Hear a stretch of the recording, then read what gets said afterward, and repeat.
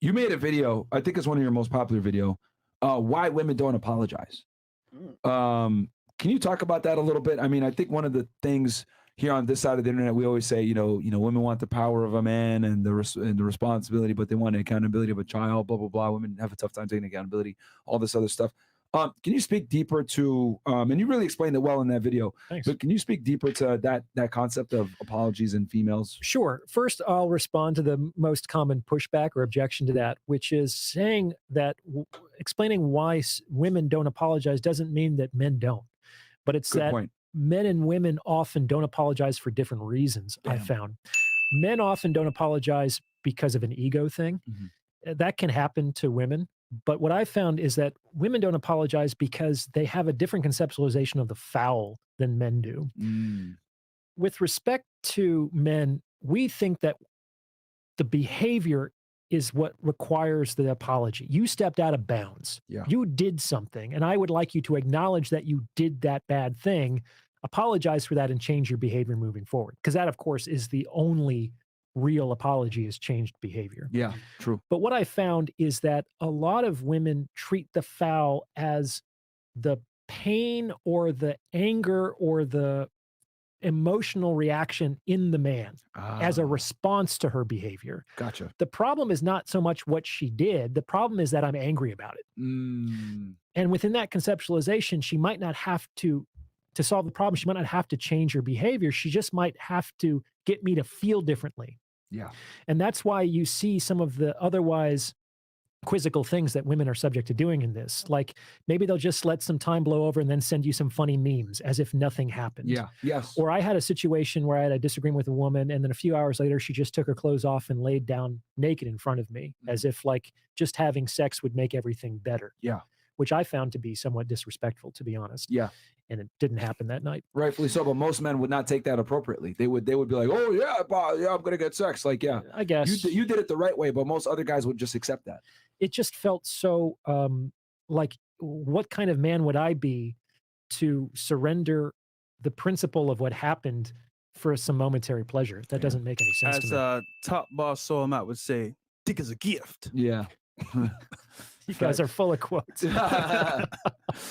So that's why some women don't apologize, is because they see the foul in the emotional reaction in the man as opposed to her own behavior. She obviously doesn't think she did anything wrong. That's why she did it. Yeah.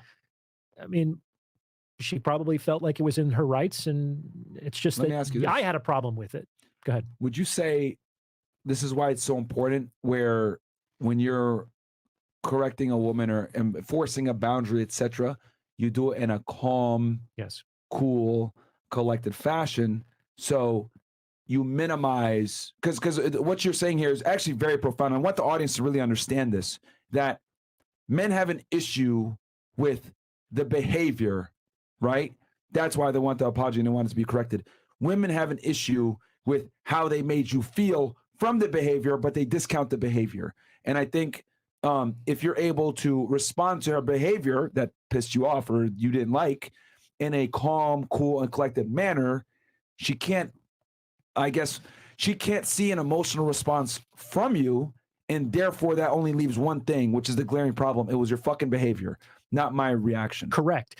Now, there's some rational basis for this. Like we have this phrase, no harm, no foul.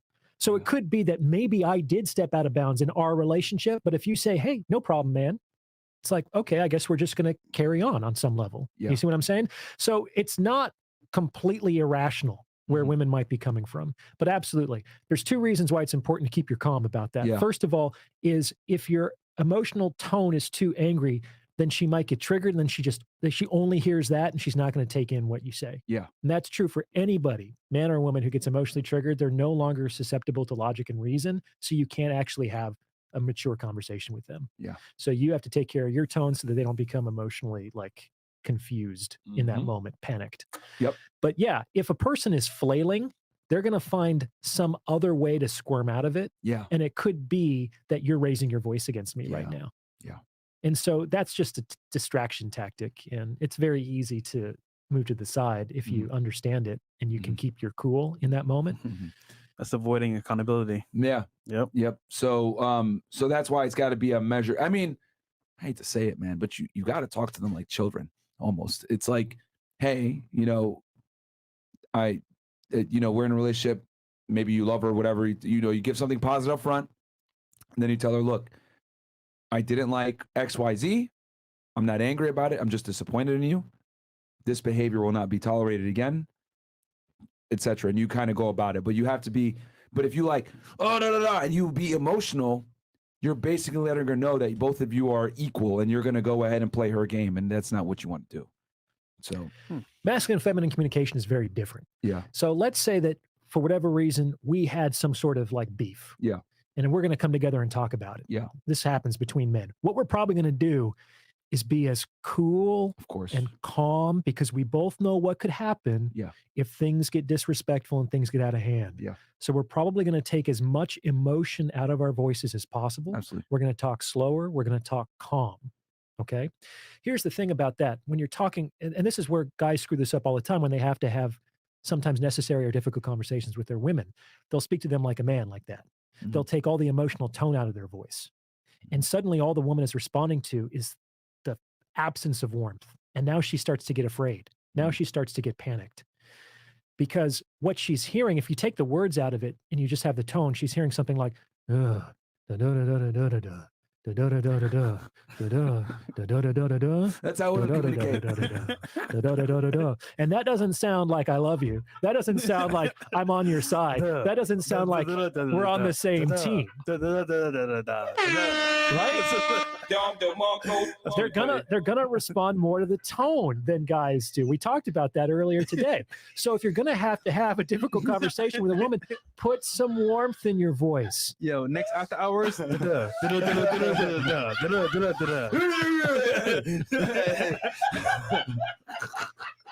a question. Fresh and Fit, motherfuckers.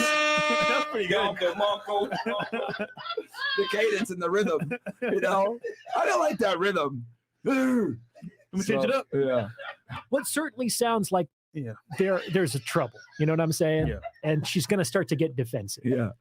What I've noticed is you can say almost anything to a woman if you have a smile on your face and warmth in your voice. Yeah, it's true. Yeah, it's true. It's how you say it. So yeah, you have to be calm and collective at the same time. Yes, I really like that you brought that up. Like you lead in, you got to kind of softly let them down. Hey, I love you, etc. That's why I'm having this difficult conversation with you. I wouldn't even use the word difficult. That's already priming. I wouldn't say. I meant for the audience. I wouldn't say difficult, but like that's why I'm telling you this, right? I love you, and that's why I want to tell you this. Boom, and then you tell her what it is, and then she's gonna be more likely to be like, "Damn, I don't want to lose his approval. He had me in this light, and I lost a little bit of whatever." Or what I like to say to girls all the time is like, "I really didn't think you were that type of girl." Well, what hurt more when you were a kid? Was it potentially getting slapped, or when your mom said, "I'm just disappointed in you, Myron"? Yeah. Sucks. The latter, yeah. And she's like, it's so bad that she's not even getting angry. Yeah. You know, it's like, oh, that means that something did something really bad. And I think the other thing too is that like people have this natural need to be held in high esteem by their peers. And when someone says, "I'm disappointed in you," or "Wow, like I really didn't think you were that type of person," blah, blah, blah. Like what your disappointment and what you're basically also inadvertently telling them is that like, you've lost respect in my eyes. Potentially. Right? So I think that's also important too. But to that end, people tend to be obedient, especially children. It's like if you tell a child that he's smart and handsome, he's going to grow up believing that, whether it's true or not. Yeah. If you tell a child more negative things, they might believe that too. Yeah. So people actually are more likely to try to live up to your expectations than the opposite. So have positive expectations for the women. Mm-hmm. Expect them to be loyal. Don't necessarily trust until it's valid to do so, but like expect to see in her behavior the things that you want to see there until she proves otherwise. Yeah. That's fair. Okay. No, I like it. That's what we say. Less professional. Assume every girl's a hoe unless she proves otherwise. And that's pretty much. It's on her. The burden of performance is on her to prove that she's not like every other girl. Because women use that same thing, like, hey, like, because the difference between them is that like they're kind of doing it up front, right? Through like they want to disqualify you from the very beginning. Women want to disqualify you from the very beginning. And the more you talk about yourself, the more you talk. Oh, I don't like that. He's a Trump supporter. I don't like that. Yeah. Just I think that's why going back to being, because someone asked earlier, like, do women really want honesty? And I think women want honesty, and I want to get your take on this, Doc, for their own selfish reasons to quickly disqualify you. Not necessarily to build upon your honesty, but rather they want your honesty to disqualify you from something that might not necessarily align with their sexual strategy at that moment in time. Like, for example, let's say she's 29 and looking for a relationship, and you say, I just want to go with the flow and I'm looking for something casual. Well, now you've objectively disclosed to her that your goal doesn't align with hers, and her goal, unfortunately, is time sensitive. So she will quickly disqualify you. But maybe 10 years prior, at 20 years old, you had given her that information. Well, at the time, I'm just looking for a good time, etc. She might be looking for that as well. Your goals align, she'll get with you. So yeah, I have this line that if you punish the truth, you're asking to be lied to. Bam! Right? That's one of my favorite ones. So how many times Can you say that one more time for the people? If please? You punish the truth, you're asking to be lied to. Bam. And how many times is that guy going to say up front, yeah, I'm just looking to smash. Yeah, I just want something casual. It's like you're expecting people to be superhuman and to just say they should be honest, independent of the fact that they're failing and they're experiencing nothing but rejection. Yeah. So women, unfortunately, create different strategies in men. They incentivize different strategies in men because they punish certain other strategies. Yeah. And so men learn, it's like, man, I have a tough choice here. I can be totally honest and transparent and be alone, or I can find other ways of navigating this test and get laid and potentially get a relationship. Yeah. And the only exception to the rule where I've seen brutal honesty actually work with women is you got to be a higher status guy. Yeah. Sorry. There's no way around it. Like, there's no way that you'll be able to be honest about what you really want to do, whether it's being polygamous or wanting multiple women, etc., and be able to do it peacefully, right? Without a woman being all over you and shit like that, unless you're a higher status guy. You have to have more power. Yeah, absolutely. Like, and it's got to be an overwhelming amount of power from her. Like, you got to be, significantly higher on the total pole than her by 3 to 4 points for her to accept it. Like, if you look at, we had a very deep discussion about this with Dan Bilzerian. He's brutally honest with the girls because he's out there on Instagram, right? He's on jets and he's always surrounded by women, etc. They kind of know the deal when they get involved with a guy like him, right? But he's able to do so because his lifestyle and his status, etc., speaks for itself.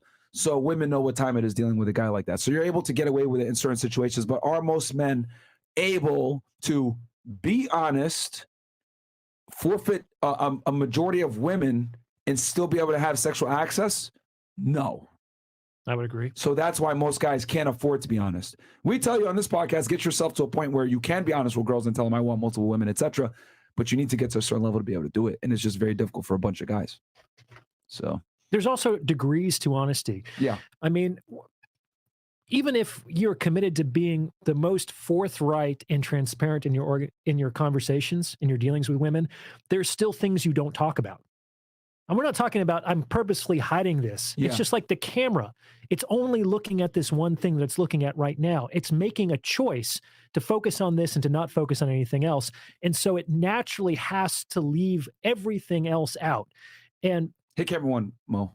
Is some of those things that get left out. They're seeing you, but they didn't see us nodding along with you the whole time. See, there you go. That's an example right there. Framing actually is a way of controlling information, which can be on the spectrum of lying.